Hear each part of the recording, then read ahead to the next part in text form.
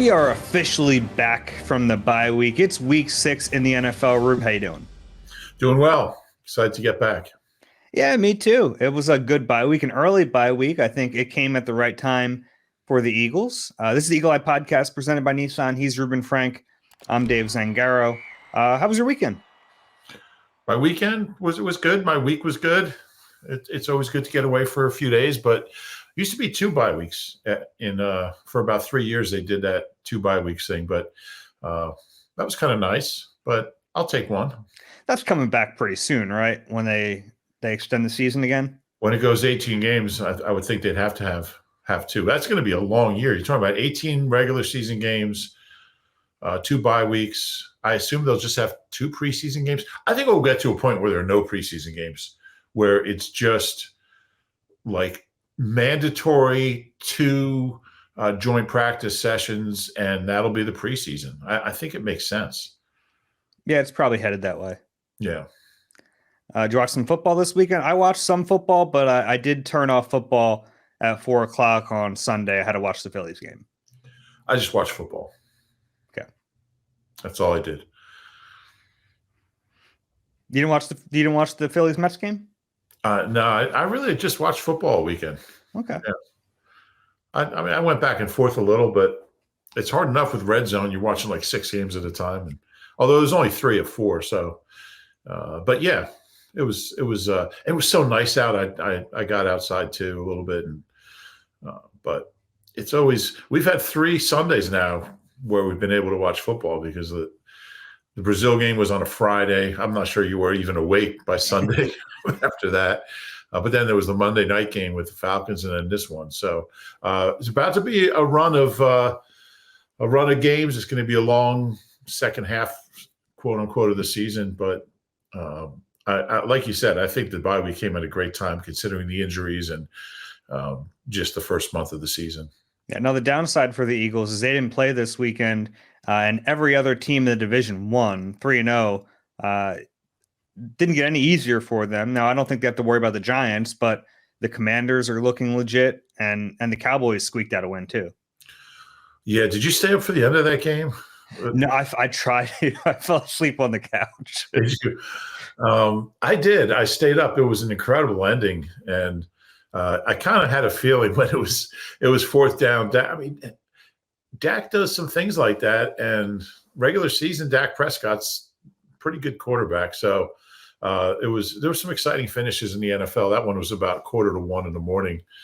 But yeah, it was a great game in Pittsburgh. So that's a good win for them.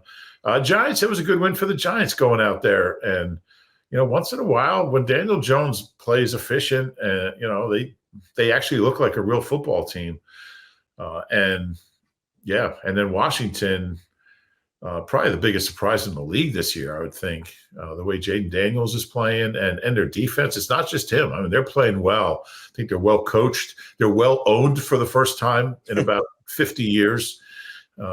So that certainly helps. They're for real. It's going to be interesting to see. And look, they haven't had a very tough schedule. So I think they have the Ravens this weekend. They do. They're in Baltimore. Oh yeah, it's a long trip for them, 12 miles across Maryland. But yeah, that'll be a good test, and that Ravens defense is still pretty good. So that should be a fun one. But yeah, the division all of a sudden looks like a little more challenging than it did not too long ago. Yeah, you could argue the Eagles are the worst team in the division. I don't think they are, but you could make that case right now. Well, we'll see what happens Sunday. If the result's not a good one, then it's pretty unanimous they're the worst team in the division. But I still think they're better than the Giants.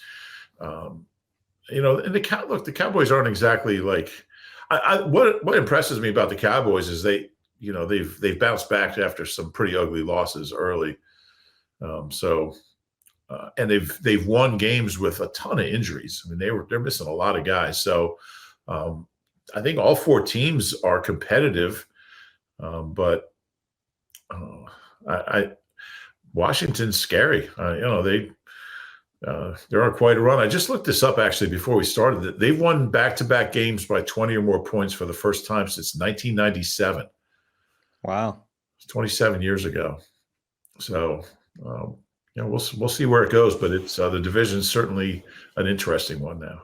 Yeah, it is. We have a lot to get to on the show today. We want to go through the Eagles position by position. I have one big question for each position group on the team. I think that'll be fun to go through. We still have a bunch of listener questions that we didn't get to last week, trying to get through as many of them as we can. We won't get through all of them, so if you don't hear your question, we're sorry. We just got flooded with them, so we appreciate all the response. But Rube, you mentioned it to me the other day that like you were watching all these football games and how many former Eagles were popping up. Which were some of the ones that caught your eye a little bit? Yeah, well, I guess the first one was Derek Barnett, who Eagles cut him in November last year. He's got 5, and he cleared waivers and then signed with the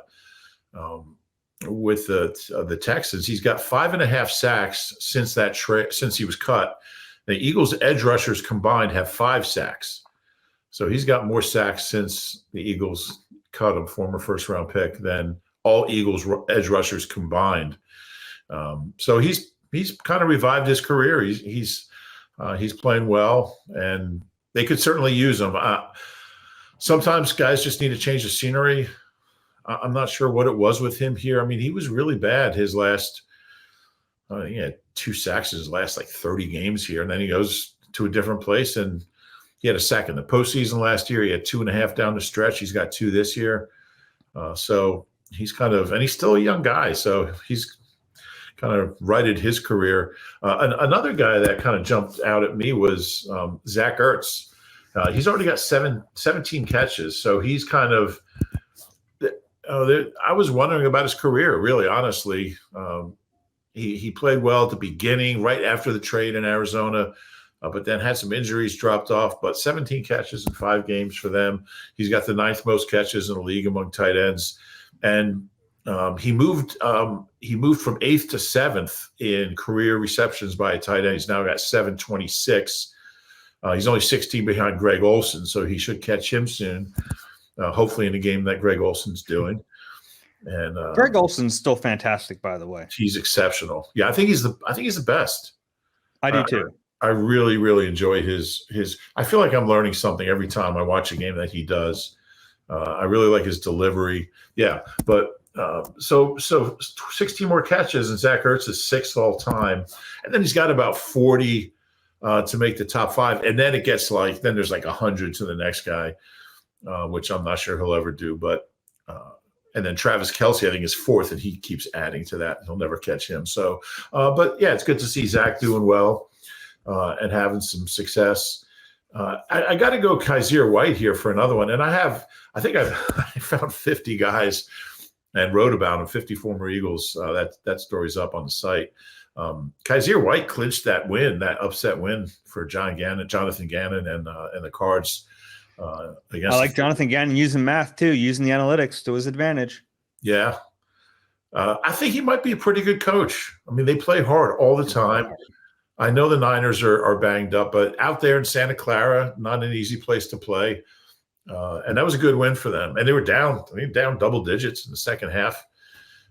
Kaiser White clinched that win with an interception of Brock Purdy with a couple minutes left, and San Francisco having a chance to drive down and win it. So it was good to see Kaiser. He was only here 1 year, 22, went to the Super Bowl with Gannon. So good to see him make that play and clinch that win. But there's a ton of them, ranging from, Nelly to I had some of these guys that, these are like and DeAndre Swift has had a couple big games in a row, by the way. He's got 285 scrimmage yards in his last 2 games. That's the second best span of his career. But Brady Russell's in there, so I put him in there just for you, because I know you'll be the only guy who's like, oh yeah, Brady Russell. Colorado, right? Yeah, he's with the Seahawks now. Okay. Playing a ton of special team snaps for them. So that was fun to do. So catch up on some of those guys. Good. All right, you want to get back to the Eagles roster as it currently stands? Yeah. Let's do it. Future former Eagles. Yeah.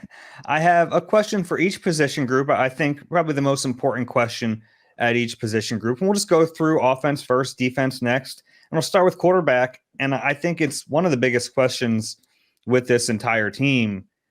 Can Jalen Hurts get his turnover problem in check? Yeah, and I keep waiting for it to happen. Um, it's with each passing week, I wonder what the answer to that is. I don't know if I mean I think there will be a time where he doesn't turn it over like this. I just don't know when it'll be and who'll be coaching him then. Um, and all these turnovers are really a product of um, poor decision making. I think all of them probably. I mean, maybe not the. I mean, he gets a snap that he's not ready for, but um, he's just not using good judgment in the pocket, and that's what's scary about it. I don't know the answer. With each passing week, I go more and more toward. I don't know if he can fix it, especially under this regime. Yeah, I don't know. It's definitely concerning, and I've gone to this a few times, but the PFF stat turnover worthy plays, like that's high. He has 11. He has the most in the NFL, 6.7% of his plays have been turnover worthy plays, which like that sounds like a bunch of nonsense. Like, what does that mean? It basically means that like these turnovers are not a fluke. Last year, you could point to that stat and say, okay, like he's turning the football over, but not all turnovers are created equal. And there are always plays where, it could have been one and it wasn't, or it shouldn't have been one and it was. And sometimes it's tough to I think some of it comes out in the wash over the course of a full season, but I think that's a good stat to kind of see what's actually happening aside from just watching the games. And I think he's putting the ball in harm's way more than he has before. And that's concerning. The concerning part about it is he used to be so good at it. And he was so, I mean, that 2022 season, he had 6 interceptions. I think he had lost 3 fumbles. So you're talking about a turnover every other game. He's got 7 already in 4 games. So I haven't added up because they played fewer games, but he's, after 4 games, he was right among the leaders. I think he was tied with Anthony Richardson, 7 total turnovers. And they're just turnovers that have killed this team, and 3 in the red zone. That's really troubling because those are points off the board. Yeah. And I believe there's only been 12 total quarterback red zone turnovers going into week 5. So he had 3 of the 12. He had 25% of all red zone quarterback turnovers going into this past weekend. I don't know how many there were, but those are the ones that are. And like you said, I mean, every quarterback's going to have some. A ball gets tipped, you get strip sack. I mean, things happen, but most of his have been just carelessness and poor decision making, poor pocket awareness. I don't know if it'll change. The kind of crazy thing about the first 4 games of the season, though, is when he's not turning the football over, I think he's generally playing pretty well. Yeah. I don't think he's playing lights out. I don't know if he's playing like to the level some expect or to the contract or whatever, but it's not like he's been awful. No, you're right. 68% is highest after 4 games since Randall in 92 as far as accuracy. So he's been accurate. And, you do have to take into consideration that he's had AJ for 1 game. He's had Devontae for 3 games, but 2.5 games. But he has done some good things, some good late drives. I certainly haven't given up on him. I think there's been a lot of good there. But for a quarterback, if you're turning the ball over 2 times a game, which is almost what he's averaging, it kind of really wipes out a lot of the positives. It's got to stop. Yeah. Running back. Can Saquon keep up this pace? Because Saquon Barkley has been so good through 4 games. He's touched the ball a ton, though. 85 touches in 4 games. So he's averaging over 21 a game. I mean, that's a ton. Yeah. I like how, he's a very strong runner at the end of games. He's one of those backs that it doesn't seem like the workload affects him. Now, I think 26 is too high. I think for 1 game, it's okay. For 1 game here and there, sometimes you need him for that. But I think 21 to 22 is manageable. He seems to be able to handle it. In his big years, 18 and 22, he was right around that figure. He was right around 21 You know what's crazy? He had exactly 352 touches in each of those seasons. Isn't that weird? Yeah. He's the only running back in history to have 352 touches twice in a 5-year span. No, I don't know that. I just made that up. But I think he can handle it. And he's just, you look at him physically and, he's not like a Brian Westbrook. Now, Brian Westbrook was strong and physically tough, but he was just, when you look at the size of Saquon Barkley compared to some other running backs, I mean, he's physically built for that kind of workload. Now, he has had injuries. I don't know if they're directly related to the number of touches he's had. He's never had this kind of talent around him. Obviously, the receivers, but the O-line, I think, is such a big part of it. You look at Miles Sanders' career and what he did with this O-line, what he did after this O-line. Now, Carolina is awful. So he's going from one of the best to one of the worst. But this O-line makes a big difference. And there's plays where, there's holes there that, any running back could run through. I'm not saying he's any running back, but when you combine his elusiveness and toughness and power and strength and speed with those holes, you're getting a guy who can average 5.5 yards a carry. And that's what we've seen. I think he's been smart about not taking hits. He doesn't seem to absorb a lot of really big hits in the receiving game. He's going out of bounds and protecting himself. So I think it is sustainable from what I've seen. There was one play against Tampa. It wasn't even the big run. It was like a 4-yard run, but it should have been a tackle for loss. And it's like, to me, that it was just like, it's amazing. It pops off the screen. They remind me, ever see that clip of him at Penn State where they're running the drill and he's got like bodies all around him and he's just making everyone miss? He's just so elusive for such a big guy. He's fun to watch. I mean, he's one of the best running backs I've ever seen in person. Yeah. When I think of, for me, I've seen Ricky Waters, Westbrook, Shady, and him. They've had some good running backs. They've had some other good ones, but I'm not sure he's quite on Shady level yet. But he's certainly capable of having that kind of season, like a 2,000. We saw Westbrook with a 2,000-yard scrimmage season. I think 2,100, 2,133 maybe. He's capable of that. I was pretty. I wouldn't say skeptical, but I had questions about Barkley and the signing, just because his last 4 years he's had one good year. I didn't know how much that would change with this talent around him, and obviously it's made a huge difference. He's fun to watch. Yeah, really fun to watch. And look, like part of the reason I think you were skeptical is like, can this guy hold up for a full year? And we don't know the answer to that yet. Yeah, that's true too.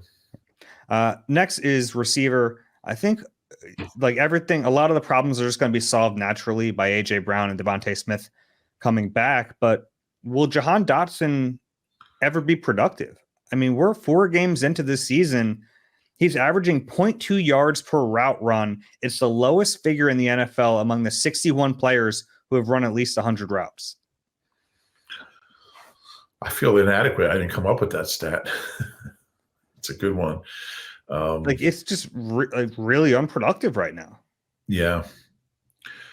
The one game you're like, all right, he's still new. 2 games. Well, it was his first start. We're 4 games in. And he's just made zero impact. 3rd round pick. That's. And like, I know they got value back. So it ended up being like. They got some value back. Yeah. But ended up being like the value of a 4th round pick. Yeah. But there's a 3rd round pick that they no longer have. Mm-hmm. That Washington does have. And then you see OZ go down there and have 86 yards, like in his first game that he played on offense. He wasn't a great 1st round pick, but he was better than this. I'm not sure what's going on with him. How much of it do you think is just him not being on the same page with Jalen? We know that that's really important to Jalen Hurts specifically. Like that's why he works out with these guys in the offseason. He's talked about it. Jahan Dotson's talked about it. And we've seen it in this offense. Like, if Jalen Hurts doesn't trust a player, he's not going to throw the football to him. Yeah, I think that's part of it. And he's obviously not comfortable throwing to anybody other than AJ and Devontae. I think Goddard's a part of it. He only started throwing to Goddard when he had to. There was nobody else there. He wasn't certainly using him the first few weeks of the season, first couple, I guess. Yeah, I think that's a problem. And I get it. If I was Jalen, I'd want to throw to those two guys too. But sometimes, I mean, you need more weapons than two guys, and he's got to realize that. Yeah, and it's like we've seen the cycle through of players, the OZs, Julio, Quez Watkins, like, and at a certain Zach Pascal, yeah, at a certain point you wonder, like, okay, is it not those players? Is it either the offense or the quarterback? Yeah, I think it's fair, and I think it's a little of both. I mean, Quez hasn't done anything since, I think he's on a practice squad somewhere. It's in my story. But yeah, when you see OZ have that kind of success, and these are all guys that had success before, so it's a concern, certainly. Yeah. Tight end. Will Dallas Goedert remain a big part of the offense? And I think one thing we've seen in these couple games is that he has to, and he can't go back to being like a 2 targets for 18 yards guy once they're full strength. He can't, because it goes back to what we were just talking about. You need more than 2 weapons. And I think he showed in these 2 games, he had 10 for 170, and they had 7 for 61, maybe. 62, but you were close. I hate when that happens. I know that's going to kill you. It is. But yeah, he showed he's still a really viable weapon. And I mean, if he's open, don't force it to Devontae and AJ. And that's where Jalen's gotten in trouble, is when he's tried to force it. A lot of the turnovers have been either trying to force it to those 2 guys or holding on to it too long, waiting for one of those 2 guys to get open. Dallas Goedert's a really good player. I mean, if he could just maintain not even this pace, but like 70% of this pace, he'll be in his first Pro Bowl. Yeah, he's not going to keep this pace based on that one big game, but like he could have a career season, and like I think that's very much in play. Look, there were questions about whether or not he still had this ability in him as a big time pass catcher, and he's answered those questions. So we know it's not a lack of ability on Goddard's part. Now it's like, can the offense function with him as a major piece, and will Jalen throw him the football? Exactly. And it's not going to be every week. We know that, right? Like there's a lot of mouths to feed, but if he can still be this good, like there have to be moments where he's a big part of the offense. He's got to be that third guy. And I think anything less than like 6 targets a game is not enough for him, because there's going to be times where AJ and Devon, and plus if you establish Goddard, you're going to have less coverage on the 2 receivers. So the more you can establish more than 2 guys as viable targets, as guys who can make plays, the better the offense is going to run. Yeah, and look, I realize some people are listening to this going, well, how many plays do you think they're getting a game? You want Jahan Dotson to be more productive. You want Dallas Goedert to be a big part of it. And like, I understand that sometimes like not all of those things are going to be true, but throughout the course of a full season, there are going to be games where you need your third receiver to produce. There are going to be games where you need your tight end to have a big game. And it can't just all be on 2 players. Offensive line. There aren't many pressing questions. I was wondering what you're going to come up with for this one. Should the Eagles extend Mekhi Becton during the season? Oh, interesting one. Because I think the offensive line is just really good right now. Like they're getting elite tackle play from both Jordan Mailata and Lane Johnson. I think Cam Jurgens has been very steady, replacing Jason Kelce, and both guards have been good. So it's like, I don't know. They don't have a ton of question marks with the players on the field. What about off the field? Speaking of Jason Kelce, I don't know what's happened to him. You never see him anywhere. He's never on any commercials. It's a good question. I wonder what they think of Steen, who played pretty well when he went in there when Becton hurt his hand. Um, I think I don't know. I think I haven't seen enough yet, but I think over the next month I can give you an answer for that. Um, he's playing pretty well. He's Steen's 25. Yeah, he's still a young guy. Steen's under contract. So there's the financial thing. I don't know what kind of money he's going to look for, Becton, but certainly something to keep in mind. I mean, he's playing pretty well.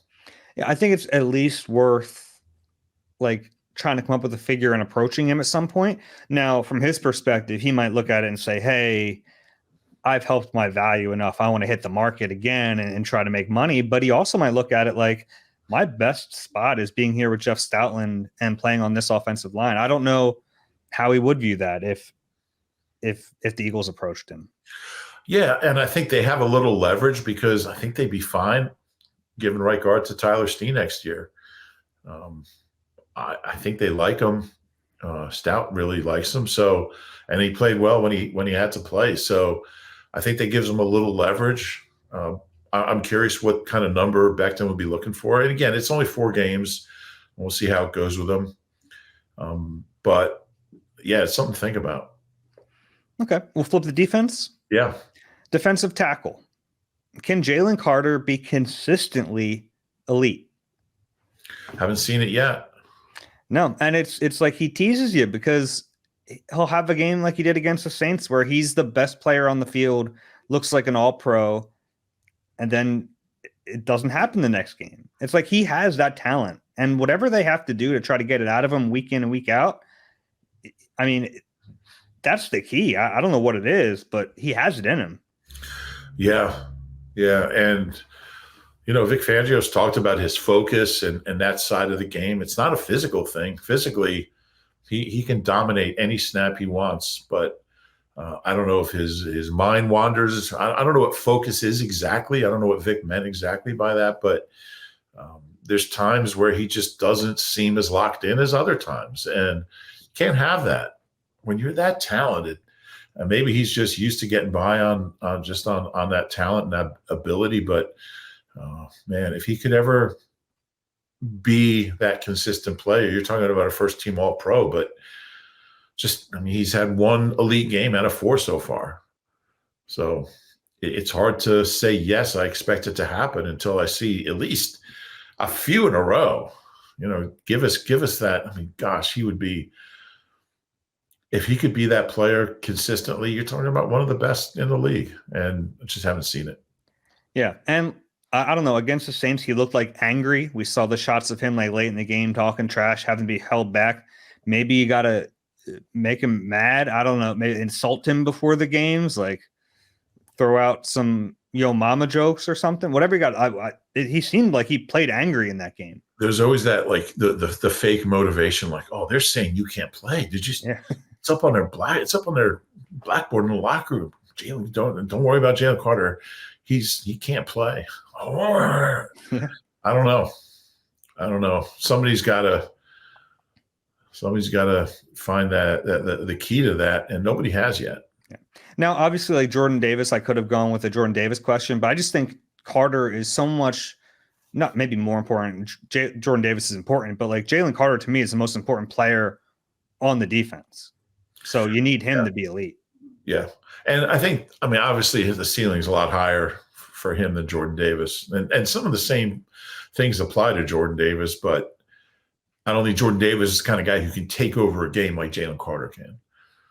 Yeah, just there's play style, I think. Yeah, and the position they're playing. But yeah, Jalen Carter certainly, as frustrating as a player. Now, I've talked about Jerome Brown and made that comparison. Early in his career, he was not consistent, and he was surrounded by guys who kind of guided him in the right direction. He got serious about the game, and it became probably the best interior lineman in the league before he died. So, hopefully Jalen Carter can find that secret to consistent play. I don't know how to do it.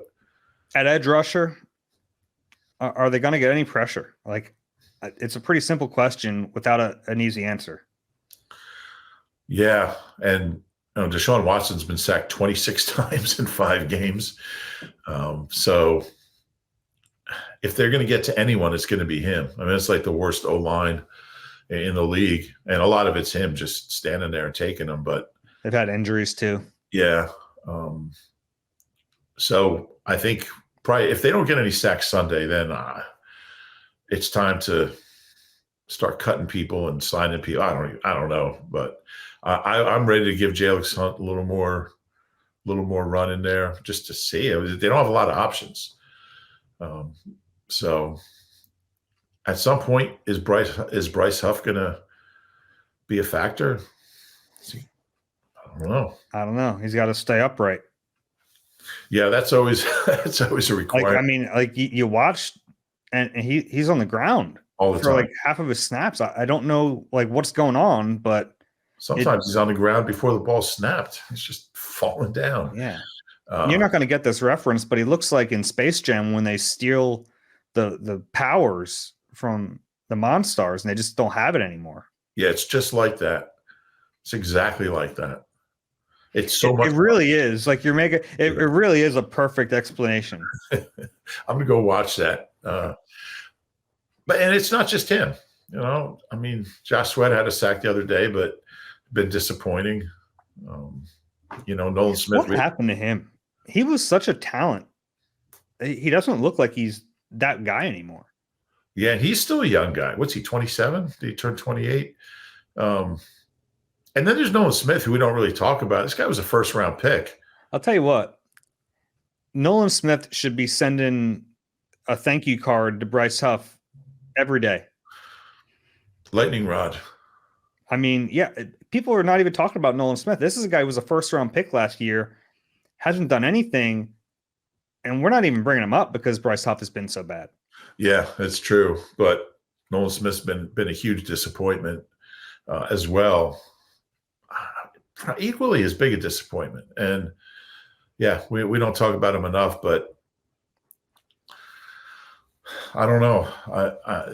You combine all these guys together, and like BG's doing all BG can do as a 36-year-old, guy who's probably playing too many snaps. I'm not going to put a whole lot on him, and he got a sack in that last game too. But you have this whole group slumping at the same time, or I don't know, maybe it's not slumping anymore. Maybe they're just not good. But Sweat's had double-digit sacks. Huff had double-digit sacks last year. Obviously, BG a couple of years ago.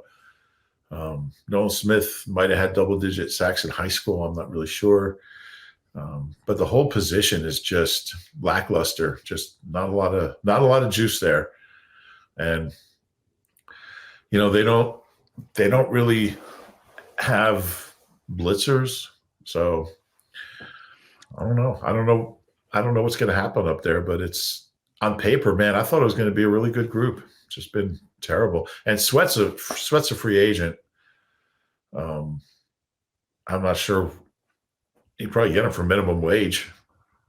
If somebody out there thinks they can reinvent him, maybe like Barnett, because Barnett was just as bad as Sweat before they cut him. But probably my biggest concern, and we talked about this before the season. I mean, Ed, where's the pressure going to come from? And it's lived up to all our concerns. Yeah, it's never a good sign when your biggest concern entering the season is still your biggest concern after 4 weeks. Yeah, they haven't done anything to alleviate any of that concern. And if Jalen Carter was getting pressure from the inside, at least it would solve some of those problems. And he did for one game. He was unstoppable. But yeah, it's just not happening. Linebacker. Can Nakobe Dean just be solid? There have been some ups and downs. I think he's been better. I think there have been some good moments. Tampa was not a good moment. I mean, that was I don't want us to cloud our judgment too much because he's coming off an awful game, because he has had good moments, but very inconsistent so far. Yeah, and the tackling is a concern, and just being out of position. Tampa, he looked slow. He was just not in the right place. He looked like a 5'10" linebacker, just like he did. Yeah. He did. Again, there's not a lot of options. I don't even know Devin White is going to be a part of the team moving forward. We'll get some clarity on his situation this week. I don't know. 4 games in, are you ready to give Ben Van Sumeren a shot? Yeah, Oren Burks, who has played in this league. Oren Burks had a good preseason. It was a very short one. I like Oren Burks, but I'm close to, and I was so high on Nakobe in the training camp. Yeah, I thought he had a good camp. I'm not ready to make a change there yet, but certainly getting close.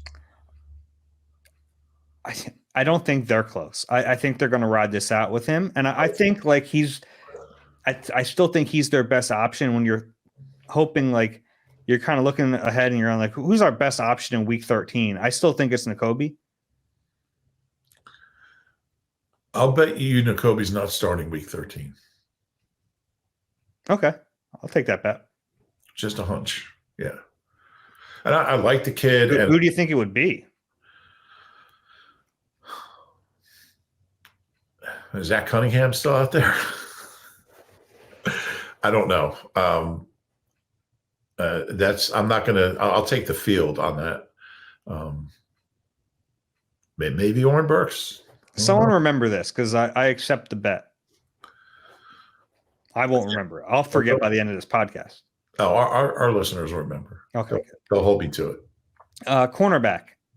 Is it time to play Cooper DeJean? Clearly. I think so.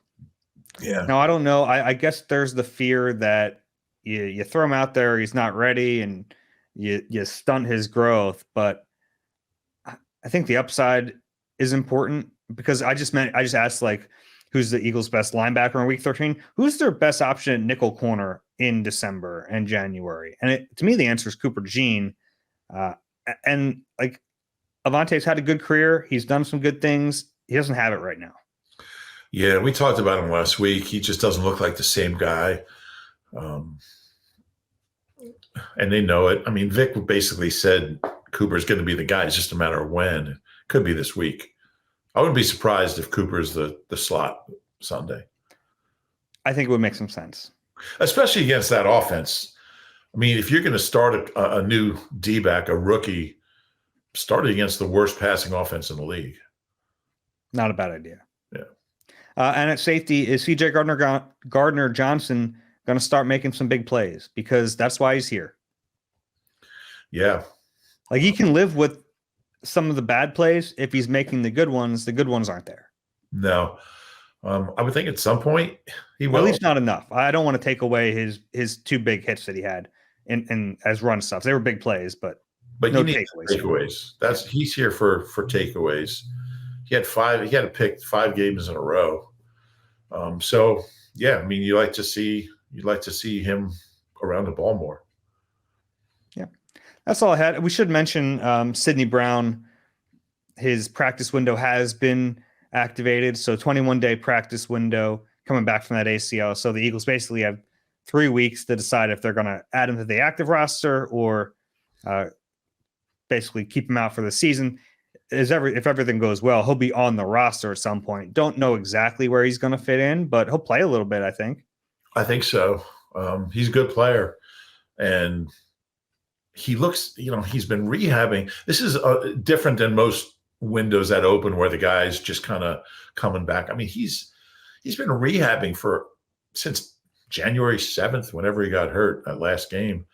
And he's looked great. I mean, I know it's just on a side field on his own running, but he's certainly fit. He's fast. He's chomping at the proverbial bit. Anything helps in that secondary. So I wouldn't be shocked if he looks good on Wednesday and Thursday if he's up.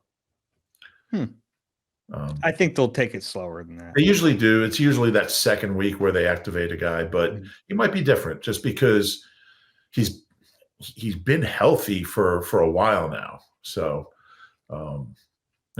he played a lot last year too. I mean, he's not, he played like 300 defensive snaps or so. Yeah.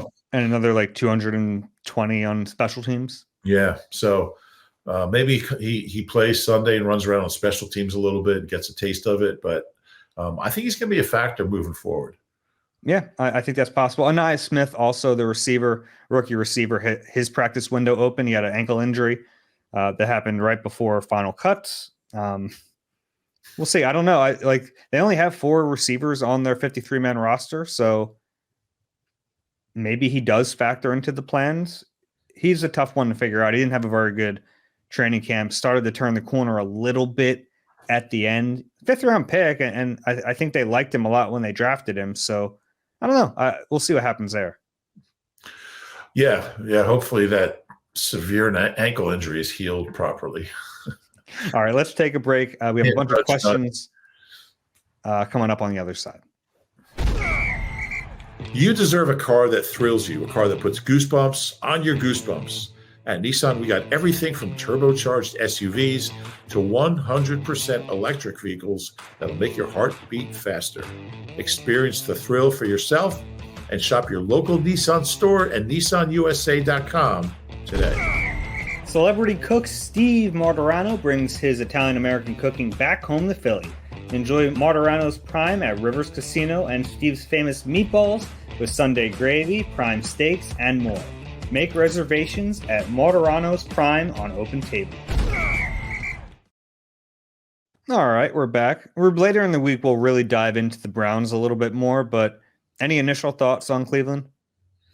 Yeah, their defense is legit. I mean, they're a top 10 defense in a lot of metrics. Their offense is not just one of the worst this year, one of the worst. Haven't scored more than 18 points in a game. They don't have a pass play longer than 30 yards. They only have one of 30 yards. Deshaun Watson is just not the same guy. That's pretty obvious. Hasn't thrown for 200 yards in a game yet. And he's averaging something like 4.8 yards per completion. I mean, his numbers are like historically bad. I have a piece going tomorrow, just kind of looking at his career decline. I was going to say Wentzian, but I mean, at his best, I mean, him and Mahomes there for a while. Like when he was in Houston, they were the best quarterbacks in the game. I mean, he was unbelievable from like 18 to 20, just as good as anybody. And he's been as bad as anybody since he started playing again. And we were there when we were there in Cleveland for joint practice when the suspension came down. I guess it was 6 games, first 6 games of last year. So he went a year and a half without playing. Last year he was up and down. This year he's been just awful. So they don't have a running game. Chubb they opened his window. He hasn't played since week 2 of last year. He had a knee. Great player when he's healthy, but I don't know if they activate him. I don't know how healthy he'll be, but they just don't have weapons. They don't score points. They have 7 touchdowns in 5 games. So it's really an offense that you would think the Eagles defense can just dominate. If they don't, it's really cause for concern. This is like the perfect opponent for the Eagles right now. I agree with that. Yeah, they're not playing good football. That's for sure.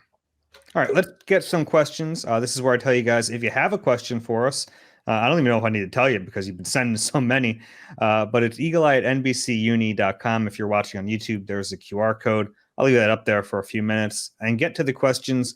First one today from Dom.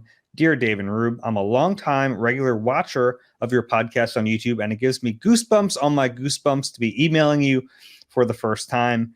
I'm in the UK, and I started following American football as a kid in the late 80s when they first launched a television program about it, presented by Mick Luckhurst, a former kicker with the Falcons. I very quickly adopted the Philadelphia Eagles as my team after seeing the glorious wings on their helmets and their amazingly dynamic and explosive quarterback, Randall Cunningham.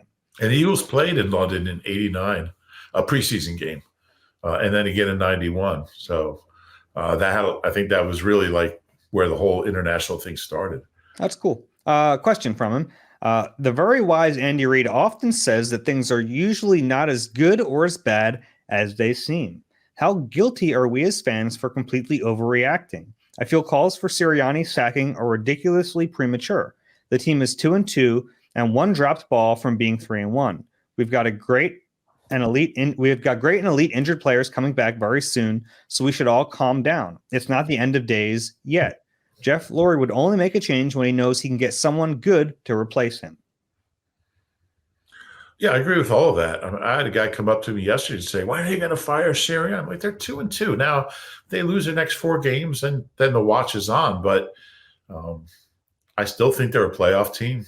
The division looks tougher than maybe we anticipated, but yeah, there's definitely a lot of overreacting going on. But then you see the Jets fire their coach at 2-3 and coming off a 6-point loss on the road to an undefeated team. And they have the number 2 defense in the league, and their head coach is a defensive coach. That said, Nick's not getting fired anytime soon. Yeah, I'd be shocked if it happens during the season. If it happens during the season, things have gone completely off the rails. Yeah, and he fired Chip with a week left in 15. He just wanted him out of the building. It's just like it was the relationship was so fractured. He's like, just get out of here. This isn't the same as that. So I can't imagine how bad things would have to get for Jeff to do that during the season. I just don't see that happening. Yeah, me neither. The one thing I will push back on, I hate when they're one drop away from being 3-1, because they're also, one bad play away from being 1-3. Like, you can't do that. No, you are what you are. Yeah. Next question here from Siraj. Love the show. My question is regarding the Eagles' less than stellar pass rush. Why haven't we seen Jalix Hunt? Do they really feel like he's that far behind the rest of the pass rush? I'm afraid this is a similar situation to last year. Steve Brown missed out on much of needed playing time for players like Terrell Edmonds and Justin Evans, that when we needed him toward the end of the year, it was a little too late. What's worse with putting Jalix out there now to see what they have? At least with his history of playing safety, he may be able to drop into coverage and give the defense a different look. Yeah, he finally got some defensive snaps in the Tampa game. He went from inactive and opener, playing special teams the next 2 weeks, and he got 5 snaps. But yeah, I think I'm at the point where I'd like to see that number increase to 10. Just let's see what he can do. Let's see if he can get some pressure, because we know the other guys aren't doing it. I think the Eagles are there too. I get the sense that they really like what they've seen from Jalix behind the scenes, and like, they're almost at the point where who cares if he's raw? He's given us some juice. We're not getting juice from any of the other guys. At least he's athletic. He might make a mistake, but I don't know. You can't teach athleticism like that. Yeah, and I'll tell you what, if I was a rookie on this team, I would campaign to be your camp diary guy. Because all those guys, I think it was Mulata was the first one, right? I went from Mulata to TJ Edwards, 6th round, undrafted. Yeah, Kyron Johnson, who made the team. He's been in the league. Yeah. He didn't do one in 20. Moro Ojima was last year, and then this year, who's, by the way, has been giving them good snaps, and now, this year is Jalix. Yeah, I would campaign to be that guy, because they all make the team, and most of them have played. But yeah, I think we all kind of share your desire to see Jalix out there. What do you have to lose? Yeah, totally. Play him.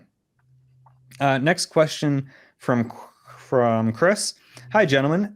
Native Center City, Philadelphia, now living in Lisbon, Portugal. I watch every pod religiously. I have a theory and would love to hear if in your sage opinions, it could be at all possible. Jalen has mentioned more than once that he craves stability in offensive approaches. Sirianni is digging his own grave so far this season. At season's end, in order to keep continuity for Jalen, we promote Kellen Moore to head coach, which leaves the OC position open. Who knows the Eagles' offensive staff like the back of his hand? Who has a strong working relationship with Jalen already? Who does Coach Stout love? Who is the king of South Philly and is deeply beloved in our city? Not going to happen. Who would all of the players and coaches respect immediately? Who still comes to the NovaCare facility almost daily and even has a locker in the coach's locker room? Is it outlandish to hope for Kelsey as OC and Kellen Moore as head coach next year? Can each of you give your thoughts? Thank you. Looking forward to another exciting season of Eagle Eye Podcasts. Yeah, I think Jason Kelsey's never – he has so many things going on in his life, so many interests, and he's not going to I mean, between the podcast and commercials and acting, and I'm sure he'll be in a movie before long, and tailgating at Arrowhead Stadium, whatever they call that place now, and the Christmas records he does. I mean, he's got so much going on. I don't even know half of it. He's not going to coach. I mean, it's such a demanding job. It doesn't leave room for anything else, and that's not where his life is going. He's got young kids, and he's just not. I think he'd be good at it. I mean, I think he'd be good at anything. I think he'd be a really good play caller. The thing about Kellen Moore is, like, if the team is bad enough to get Nick fired, like, what does that say about the job Kellen did? It's hard to imagine this team being so bad that the coach gets fired, but the offense being good enough that you want the play caller and coordinator to be the head coach. There's just not a lot of scenarios where that makes sense. Yeah, we talked about that before the season, that, like, it seemed like either outcome, Kellen Moore's not going to be here very long. Either they're really good and Kellen's offense is great and he gets hired away, or they're not good and the whole staff just gets wiped out. Right. Yeah. Right. And Kelsey, like, I think he's willing to help. He certainly will coach up guys when he's in the building. I feel like I see him more now than I did when he played, which isn't true, but he's there all the time. He's happy to help, but in an official role, probably not. Don't see it. Next question from Roger. Hey guys, I started listening to your podcast this year and have been really enjoying it. Thank you, Roger. I was surprised on Wednesday when I heard you both express minimal concern with Vic Fangio. To me, he's been the second biggest problem on this team after the poor play of the defensive front. Historically, he's been an average DC across his career. His defenses have an average rank of 15 in both yards and points allowed. He's also been on like 4 expansion teams, so keep that in mind. But anyway, go ahead. Has traditionally been centered around taking away big passing plays and has been susceptible to runs and quick game, which is exactly what the Eagles defense is struggling with. Given that the team seemed to hire him immediately after he got canned in Miami, do you think management failed to properly think the hire through and or seriously consider other options? Given our lack of pass rush in the second half of 2023, I thought a more aggressive DC would have been a better choice. Yeah, I think what I said last week was I'm more concerned with the players than the coach. Yeah, and honestly, if he has an average defense, I think they'd take that. Yeah. Like that's kind of the design of this roster, is like, be steady on defense, don't be a Matt Patricia coach defense, and then have an elite offense. I think that's kind of the design of the whole thing. I'm kind of with you on the style of defense. Just aesthetically, I don't love watching it a lot of the time, but it's very clear that, like, that's what they want. They've gone after that with the last few hires, and now they have the guy that originated it. Yeah, part of me would like to see a more aggressive DC, but that's clearly not what they wanted. Yeah. Now, if the Browns, if Deshaun Watson throws for 422 yards Sunday, then I'll have a different answer. Yeah, that's fair. Next question from Billy. Hey guys, enjoy the pod from upstate New York, where unfortunately I'm in Jets, Giants, and Bills country. I appreciate the thoughts and prayers in advance.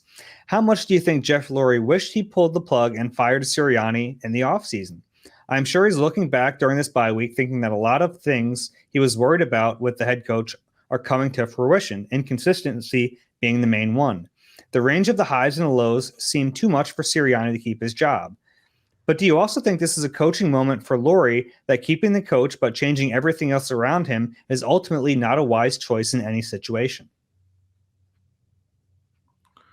Again, they're 2-2. So if they're 2-9, get back to me. I don't know. The Sirianni firing questions to me are just so premature. It has not been a good first month. Had a couple good wins.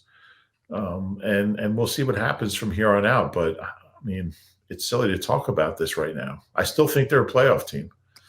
I don't think it's completely silly to talk about. And here's the reason. I think they invited all of this talk by handling the offseason the way they did, by waiting 9 days Yeah. to not even announce that he was coming back, just say, of course he's coming back. But like they clearly thought about firing him, right? Like they went through the process and it was on the table. The last time the Eagles thought about firing a head coach and didn't, they probably wish they did, right? That was Andy Reid's last year in 2012 when after 2011, Jeff Lurie had that press conference and we all thought Andy was going to get fired. He was going through all the reasons he should fire him and then said, but we're going to keep him. It's not a apples to apples thing here, but I think there are some similarities. Yeah, that team was 4-8, and they won their last 4 games to get to 8-8, right? That 11 team. So you're saying Nick will go somewhere else and win 3 Super Bowls? That's fair, but I think it's a different conversation at the end of a year than a month into a season where you're 2-2. Yeah, I think that it would be like kind of unrealistic for the team to be like, oh, well, we're not going to think about firing him at all. Like, you just thought about firing him. Yeah. And at the end of the season or when we're 13, 14, 15 weeks in, if things are not going well, then it's a conversation to be had, but I'm just not there. Okay, that's fair. Next question from Lisa. Hi, Dave and Reuben. Thank you for your excellent coverage of the Birds. I read everything you write and appreciate your well-researched and reasoned approach. I have a few questions. When Nick was hired as a first-time head coach, I was surprised at his choices for coordinators and coaches. I would have expected him to have a mixture of up-and-coming stars and successful, experienced veterans, including at least one former NFL head coach. When teams have success, their coordinators and coaches get poached. Such was the case for Nick after the Super Bowl. The coordinators left and Nick hired/promoted 2 first-time coordinators to replace them. The team struggled and Nick fired both of them. Brian Johnson is a lifelong friend of the Hurts family. Jalen seemed to be level-headed and loyal person. Is it surprising to you that their relationship seems to have gone south? How do you see this playing out? Well, what's the question exactly? I think about the relationship between the two guys. But as far as like, what's funny? Everyone always says Sean Desai was a first-time defensive coordinator, and he wasn't. Even the Eagles have said that. Nick said that last week. He was the Bears coordinator in 21, I think. Yeah. Yeah, that was kind of a weird thing. But the Eagles have said that a few times. Nick said that, and the guy who sits between us at the press conferences whispers to me, "What's he talking about? What, he was a bit of defense. How does he not know his job, his resume?" But yeah, I mean, I think in the big picture, I mean, Nick made some bad choices with the coordinators last year, and I think this kind of turnover, they're now on their 4th defensive coordinator in 3 years. That's not ideal, and their 3rd offensive coordinator, that's not ideal. It's never happened in Eagles history where they changed both coordinators 2 years in a row. Yeah, it's not ideal. And certainly Jalen's he had Shane for 2 years, and that's all the stability he's ever had at play caller. And Shane wasn't even the play caller when 21 began. So, yeah, it's not ideal. All right, next question from Jeremy, and this will be the last question for today, I think. Good afternoon, guys. I wanted to run a theory by you. Nick seems to be a very emotional guy, and his primary role is culture building. It feels like this is an emotional team. When things go bad, the entire team seems to underperform. Is it possible that Nick has built an emotional culture? Maybe I'm grasping at straws here to explain the incomprehensibly bad football we've witnessed from a team that at other times appears competitive. This might explain some of the dissonance between Nick and Jalen, whose approaches never get too high, never get too low. Any credence to this? Also, since I know how Rube's mind works, best CCR song. Best CCR song. I'll do that one first. I'll probably go Effigy. Oh, okay. Yeah. You a big CCR guy? Yeah, love them. It's the best. Like, I was on a fishing trip once, and I always think about it. Like, we were just like going out on the boat. It's like we're flying out to the ocean and just playing CCR. Like that's perfect boat music. Boat music. Mm-hmm. It occurs to me there's probably people out there that don't know who CCR is, Creedence Clearwater Revival. Yeah. John Fogerty. But yeah, I love them. Some of their early stuff, man, was so great. I mean, they put out 3 albums a year. They had a very short period of and then John had a falling out with his brother, and then with the rest of the band, Stu Cook and Doug Clifford, who are still touring as Creedence Clearwater Revisited. Yep. I don't know if it's a tough look when you have to do that. Yeah, that's not good. It'll be a heck of a book about just that band because, and then John Fogerty wouldn't do any Creedence songs when he started having a solo career because I guess whoever owned the rights would get money. And I think it was his former manager. They were suing each other. It was just so much drama there, but so many great songs. That one record, this is going to take a second and I apologize. But it was, I'm trying to think, it was 69, Pendulum. Man, I love that record. That came out in 70, but it's amazing. They put out Bayou Country, Green River, Willie and the Poor Boys, Cosmos Factory, and Pendulum all in 69 and 70. It's amazing. Very short, but unbelievable career. But yeah, and what was the other part of the question? I want to say, I've mentioned this on the pod before, but I once saw a CCR cover band in Villa La Angostura, Argentina. Remember that? Yeah. It's funny. All right. The other part of the question was the emotional culture of the team. I like that theory. I've thought about this because sometimes I think he is too emotional. And the Eagles have basically admitted as much. That was a big topic coming into the season, and he admitted that, especially with refs and things, he has to tone it back at times. Yeah, I don't know if it's changed. I think he still has a lot of ups and downs, and I don't think. And for a guy who's always talking about even keel and all that, he's not. I don't think it helps, and I think he might be onto something. How about specifically with the dynamic between him and the quarterback? Because the quarterback is so low pulse all the time. Not all the time, most of the time. Yeah. I mean, their relationship is fascinating to me. That could be part of it. I could see Jalen jogging off the field after a touchdown and Nick's jumping up and down and screaming and Jalen just looking at him